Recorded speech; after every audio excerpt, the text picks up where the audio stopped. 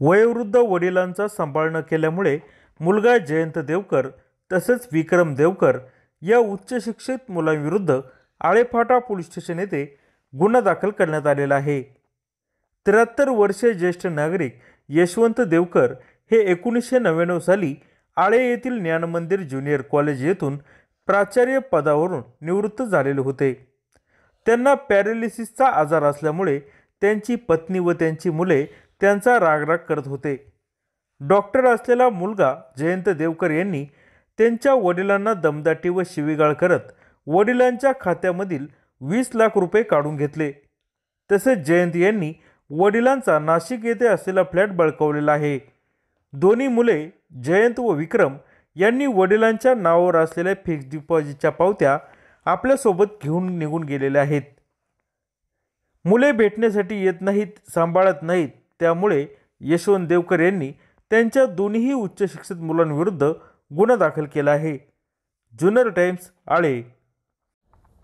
माझे नाव यशवंत हनुमंत देवकर, जन्मतारीख 1/6/1949, senior citizen, व्यवसायाने मी रिटायर्ड प्रिन्सिपॉल।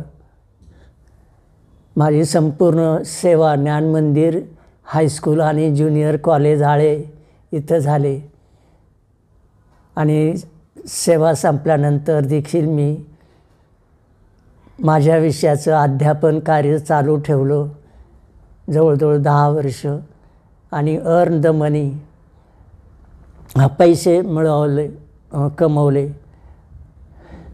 मुलं किती आहेत बाबा? मला एकूण अपत्य 2 मुलं आणि 1 मुलगी आहे। ते काय काम करतात?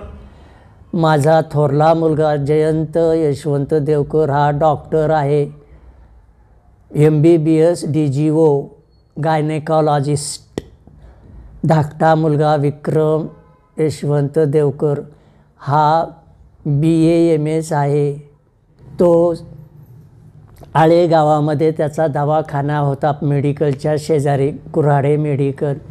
ते त्याने असा प्रकार केल्यामुळं माझ्याकडून असे माझे पैसे लुटून नेले ना, बंद केला आणि काढलेल्या पैशाच्या पावत्या केल्या फिक्स डिपॉझिट आणि त्या पावत्या घेऊन तो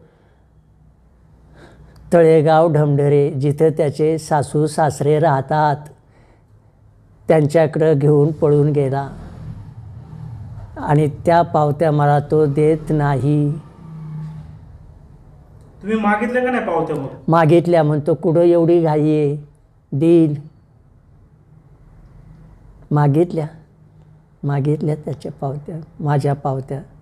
मी उलट बँकेंना फोन करून सांगितलं, अहो असं झालेलं आहे, माझी अवस्था तुम्हाला माहिती आहे, मी बेडवर पडलेला माणूस आहे, मला अशा माझ्या पावत्या त्याने पळून नेलेल्या आहेत। किती रुपयांच्या पावत्या बाबा त्या? सांग त्या पावत्या सांगतो ना सर। महाराष्ट्र बँकेमध्ये 17 लाख रुपये होते।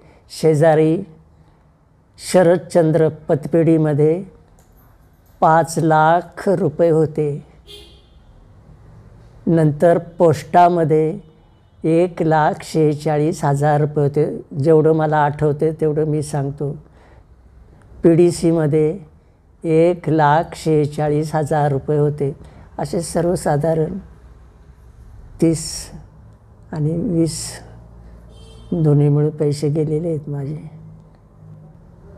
तुमच्यासोबत असं का केलं याला कारण एकमेव आहे, माझ्याकडं त्यांनी वारंवार पैशाची मागणी केली आणि ती मागणी मी पूर्णपणे फेटाळली, म्हणून त्याने मला जीवे मारण्याची धमकी देऊन हे सगळा प्रकार केलेला आहे। मागणी काय केली? मागणी केली, मला 10 लाख रुपये हवे आहेत। मी त्यांना म्हटलो, थोरला मुलगा विशेषतः हा प्रमुख सूत्रधार तोच आहे, मी पैसा देणार नाही, उद्या मला परत अटॅक आला, माझं काय, नाही देणार। मग पुढचं रामायण घडलं। जीवे मारण्याची धमकी दिली, जीवाच्या भीतीने मी त्याची जागा सोडली। आता तुम्ही इथं कुठं राहताय नक्की? इथं मी ह्या फ्लॅटमध्ये राहतो. तुमचा फ्लॅट आहे का? नाही, भाड्याने फ्लॅट आहे. याला 500 रुपये भाडं आहे आणि मेंटेनन्स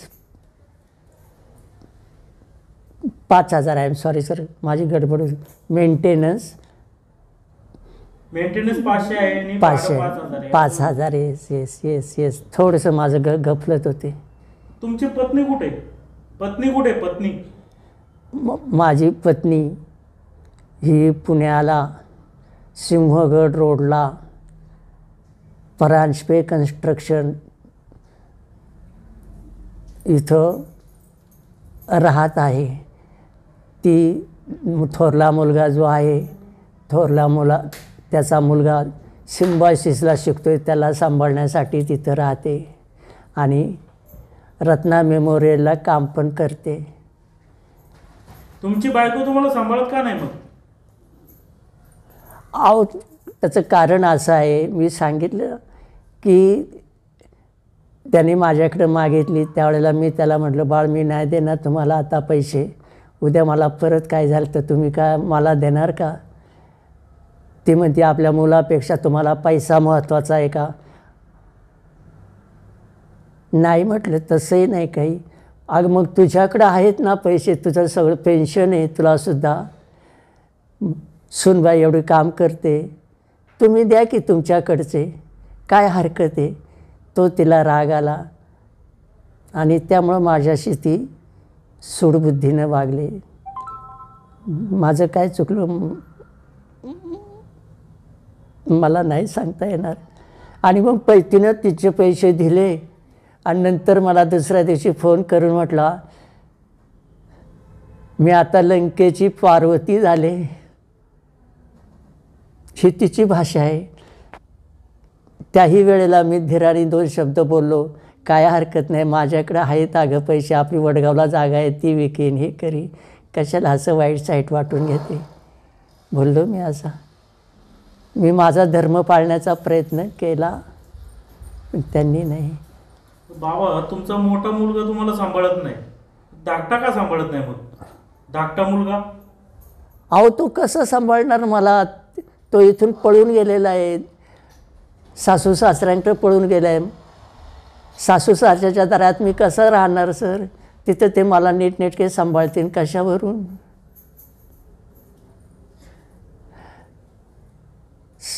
पाहुण्या माणसांच्या दारात कसं जायचं राहायला, अशी माझी मानसिकता आहे.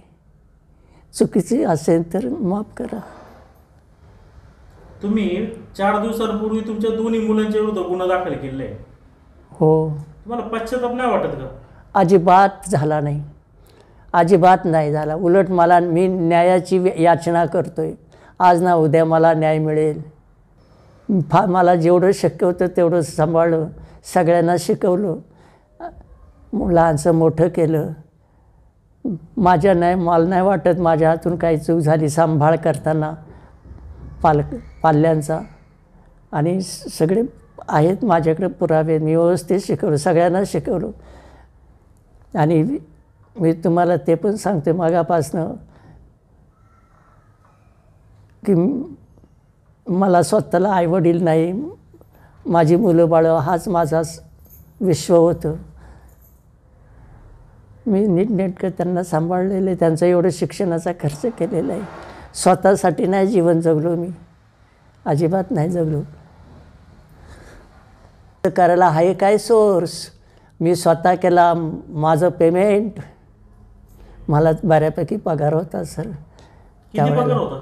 त्यावेळेला मी सांगतो ना, 13,26,130 रुपये, म्हणजे मला जे आठवते ते सांगतो मी. माझ्या 1999 पूर्वी हो हो. मला माझी कामं बघून शिक्षण अधिकाऱ्यांनी मला 3 इन्क्रीमेंट ॲट अ टाईम दिली होती. तिथं शेरा मारला होता, the best teacher I have seen. माझ्या आयुष्यामध्ये पाहिलेला एक आदर्श शिक्षक. मला ॲट ए टाईम 3 इन्क्रीमेंट दिलेली आहे सर. म्हणून मला त्यावेळेला पगार इतरांपेक्षा चांगला मिळाला. पेन्शन पे फिक्सेशन माझ्याकडं आहे, सर्व्हिस बुक आहे माझ्याकडं. तुम्ही इतक्या मुलांची जडणघडण केली, लोकांच्या मुलांना शिकवलं तुम्ही, हो. मुलं उच्च पदावर गेली, हो. तुमच्या मुलांना बी तुम्ही डॉक्टर बनवलं, MBBS बनवलं. मग नक्की चूक अशी झाली काय तुमच्याकडून का तुमची मुलं तुम्हाला सोडून गेली? अहो, त्यांना पैशाशी व्यतिरिक्त काहीच नको आहे. They are waiting my death, म्हणजे माझ्या मरणाची वाट पाहता. याचं कारण असं आहे, मी एकदा मेलो की कायदेशीररित्या ते माझे वारसदार होतील. त्याच्यासाठी हे सगळं चाललं आहे, बाकी काय नाही. मलाच विचार की माझ्या आयुष्यामध्ये काय दोष आहे माझ्या आयुष्यामध्ये. तुम्हाला काय आढळतं मी जे काय आता एवढी बडबड करतोय त्याच्यामध्ये ह्या माणसाच्या काहीतरी दोष आहे. मला सांगितले तर मी आभारी होईन, आणि जर काही दोष असेल तर मी तो दुरुस्त करायला ह्या अवस्थेमध्ये सुद्धा तयार आहे. बाबा, तुम्ही इथं आळेपाट्याला तिथं राहायचे मुलासोबत, तुमच्या मुलासोबत, नक्की तुम्हाला कशी वागणूक दिली जायची? आळाफाट्याला वागणूक एकदम नीच वृत्तीची दिली गेली. कारण ते जे काही धंदे करतो ना, मी त्याला म्हणायचं अरे असं नको करू, तू पाप करायचं फेड्या म्हणून तशी. आणि जेवण देताना सुद्धा असं बाहेरचं घेऊन यायचा आंबलेलं, म्हणजे धाब्यावरचं. मी म्हणायचं मी नाही खाणार ते धाब्यावरचं बाबा, ते कधीचं आहे काय आहे. त्यामुळे असे आमचे थोडंसं डिस्प्यूट व्हायचं. मी कुठं काय लपून ठेव. एकदा मला असंच वाईट जेवण दिलं ना आंबलेलं, त्यामुळे मला टॉयलेट कंट्रोल झाली. शेवटी मी ठरवलं नको, बस झालं. भयंकर टॉर्चर झालं, मानसिक त्रास दिला. म्हणून तर मी तिथून निघालो. जिथं जीव मारण्याची मला धमकी दिली तिथं राहण्यात काय अर्थ होता? मी बाबा, तुम्ही फिर्याद दिलेली आहे पोलीस स्टेशनला, त्याच्यामध्ये म्हटलेलं आहे की माझे बँकेमधले पैसे यांनी काढून नेले. तुमच्या संमतीशिवाय कसे काय त्यांनी पैसे काढले? तुमची परवानगी घेतल्याशिवाय पैसे काढले? अहो सर, माझ्या चेकबुकवर त्यांनी सह्या घेतल्या ना, सह्या घेतल्यानंतर तो काढला. फक्त माझी अपेक्षा अशीच होती साहेबांकडं की माझी सही मॅच होत नसताना तुम्ही माझा अंगठा घ्यायचा, आता कशा काय तुम्ही एवढा पैसा काढून दिला? ते म्हणे काय नाही, तुम्ही सह्या दिला, आम्ही आमचं काम केलं. म्हटलं असं कसं साहेब? अहो मी अवस्था काय माझी, तुम्ही निदान एवढं तरी विचारायचं होतं मला की तुम्हाला हे मान्य आहे का?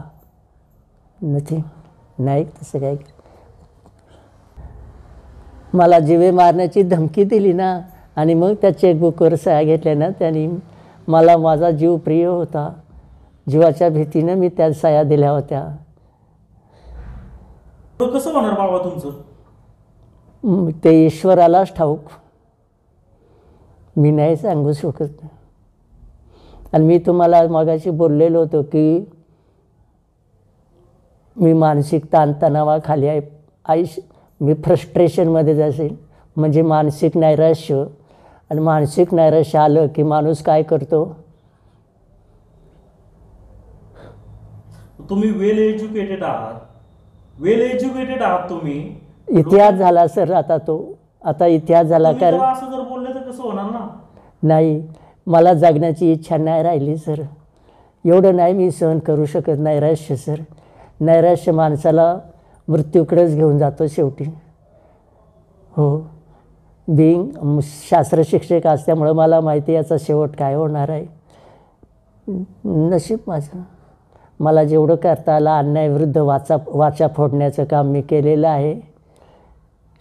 शेवटी परमेश्वर. बाबा, तुम्ही आळेपाट्याला असताना गोळ्या खाल्ल्या होत्या, सुसाईडचा प्रयत्न? येस. का केलं सांगतो. मी तिथं असताना डिलिव्हरीला एक पेशंट आला, तो त्यावेळेला इथं नव्हता. मग शेजारी फडतरे डॉक्टर आहेत ते आलते, आणि रात्रीच्या वेळेला सिस्टर असायची. तिला फोन आला की सिस्टर बाहेरून कडी लावायची. ती म्हणे अहो डॉक्टर असं काय करता, बाबा एकटेच वरती आहे, बेड कोणी नाही. मला त्यावेळेला उत्तर दिलं त्या सिस्टरनी की तुमचा मुलगा काय म्हटला, मला बाबा महत्त्वाचे नाही, मला पेशंट महत्त्वाचा आहे. बाहेरून कडीला आणि निघून झालो. आणि मग मी त्यावेळेला खूप घाबरलो की इथं तर कोणीच नाही, उद्या मला काही झालं तर काय. म्हणून मग मी येणार सर, माझ्याकडे जेवढ्या पेन किलर गोळ्या होत्या, वेदना शमक आहे तेवढ्या खाल्ल्या सर. आणि मग डोळ्यावर झापड आली. म्हणजे मी मरणाचं तयारीनंच केलं होतं, मी खरं सांगतो सर. म्हणून मी घाबरलो ना. अशा अवस्थेत माझ्याकडे कोणी आलं आणि काही केलं मग. हो, ही ती कथा आहे.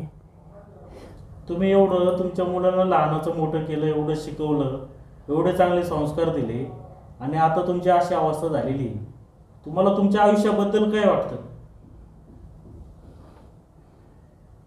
मला माझ्या आयुष्यामध्ये एवढं मनापासून वाटतं, ज्यांच्यासाठी मी चंदनासारखा झिजलो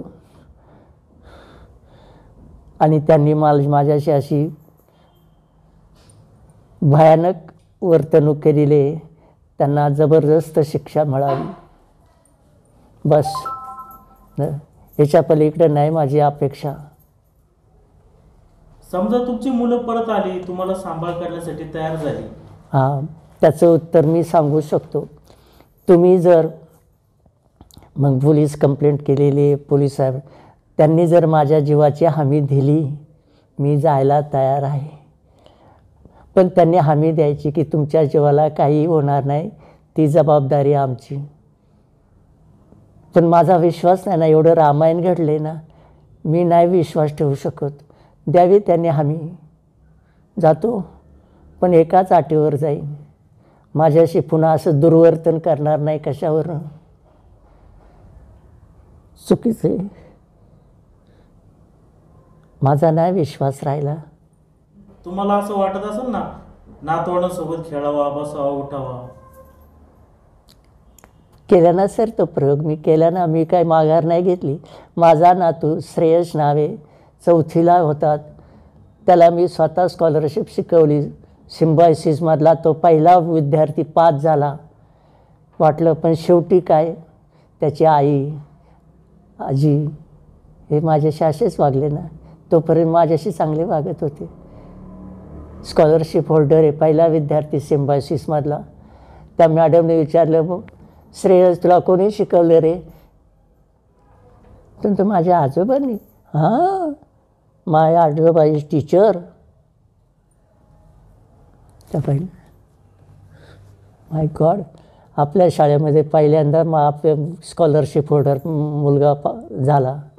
अशी कथा आहे सर, ती इतिहास आहे. तुम्हाला वाटत नाही का नातवंडांना बोलवावं इथं? नाही नाही, मला विस्तवाशी नाही खेळायचे आता सर, अजिबात नाही वाटत मला. मला वाटत असेल तर ह्या नराधमांना शिक्षा व्हावी, एवढं वाटतं मनापासून. किती काय असू तरी तुमची मुलंच आहेत ना. अजिबात नाही, मुलं अशी असूच शकत नाही सर, असूच शकत नाही. जन्मदात्या बापाशी औरंगजेब वागत होता. आपल्या समाजाची ती संस्कृती नाही आहे सर. जास्त बोलतोय, माफ करा. तुम्ही FIR मध्ये असा आरोप केलाय, नाशिकला जो फ्लॅट होता, नाशिकला जो फ्लॅट घेतला होता तुम्ही, त्याचं काय झालं? त्याची खरेदी खताची कागदपत्र त्यांनी लपून ठेवली, चोरून नेली. देत नाही, जा काय करायचं कर. आणि त्या फ्लॅटच्या चाव्या स्वतःच्या ताब्यात ठेवल्यात. आणि मग तिथं शेजारी थिगडे मॅडम म्हणून, शी इज प्रिन्सिपॉल नाशिक सिटी कॉलेजला, त्यांनी सांगितलं की तुमच्या फ्लॅटच्या ताबा घेतलेला आहे तुमच्या थोरल्या मुलाने. म्हणजे तो बळकावला आहे त्यांनी. तुमच्या मुलांना तुमचं काय सांगणं आहे या व्हिडिओच्या माध्यमातून? मुलांना काय सांगणं आहे तुमचं? मुलांना माझं सांगणं एवढंच आहे, उद्या माझं कमी जास्त झालं, मी मेलो तरी माझ्या बॉडीला स्पर्शसुद्धा करायचा नाही कोणी.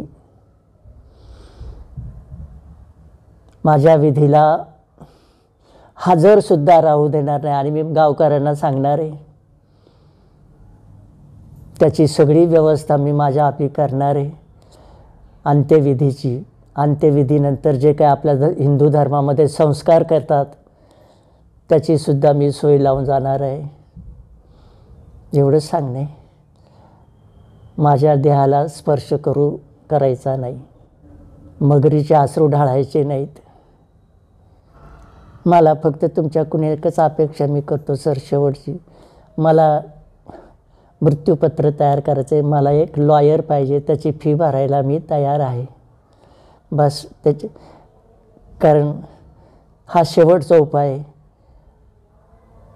त्याच्यासाठी मला एक वकील हवा आहे. मला मृत्यूपत्र तयार करायचे, कोणीच त्याच्यावर ऑब्जेक्शन घेऊ शकणार नाही. तुमची प्रॉपर्टी आहे तरी कुठं? आता सगळी मुलं घेऊन गेली ना. काय जी असेल ती, पण त्यांना द्यायचीच नाही, यातली काहीच द्यायची नाही. प्रॉपर्टी जी काय असेल ते नाशिकचा फ्लॅट असेल, माझ्या वाट्याला आलेली वडिलांची जमीन जुमला असेल, आहे, असं काही नाही. नाशिकचा फ्लॅट ते. तुम्हाला इथं सांभाळतोय कोण बाबा? ही जी मुलगी आहे ना, वत्सला नंदकुमार कुऱ्हाडे, नात्याने मी तिचा चुलता लागतो. मी तिला माझी मुलगी मानलेलं आहे.